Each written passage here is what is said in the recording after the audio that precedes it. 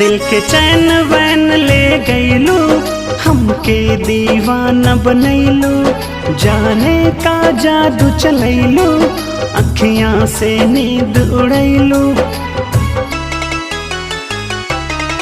दिल के चैन वैन ले गईलू, हमके दीवाना बनैलू, जाने का जादू चलैलू, अखियां से नींद उड़ैलू। की तोरा नैना के सारा कलाकारी ऐ जान, कैसन धरवलू तू बीमारी।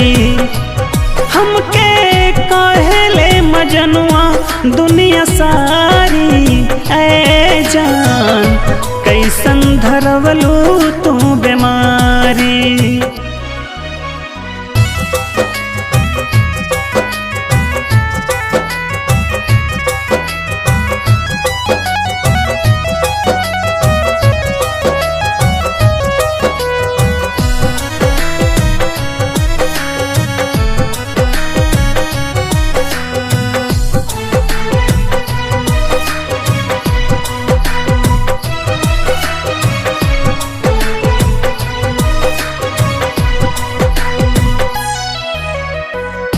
फुर्सत में आके तोहके गढ़ले भगवान रे, देहिया बुझाला संग मरमर समान रे, देहिया बुझाला संग मरमर समान रे।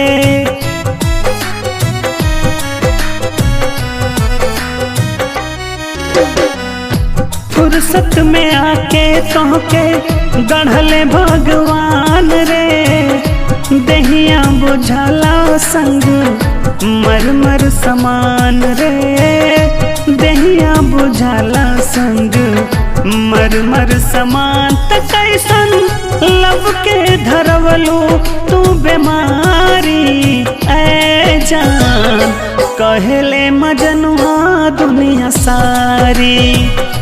कि तोरा नैना के सारा कलाकारी ऐ जान, कहेले मजनुआ दुनिया सारी।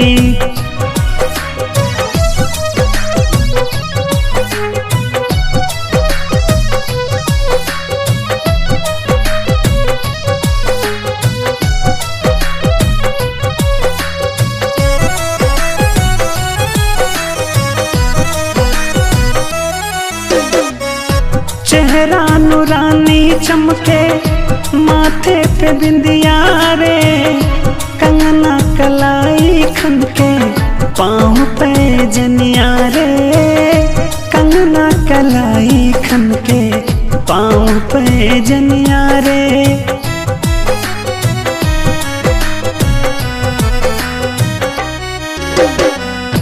चेहरा नूरानी चमके, माथे पे बिंदिया रे, कंगना कलाई खनके, पाँव पे जनिया रे, कंगना कलाई खनके, पाँव पे जनिया। जेके नैना से देलू कनखी मारी ऐ जान, लक्ष्मण के कैसन बा बीमारी।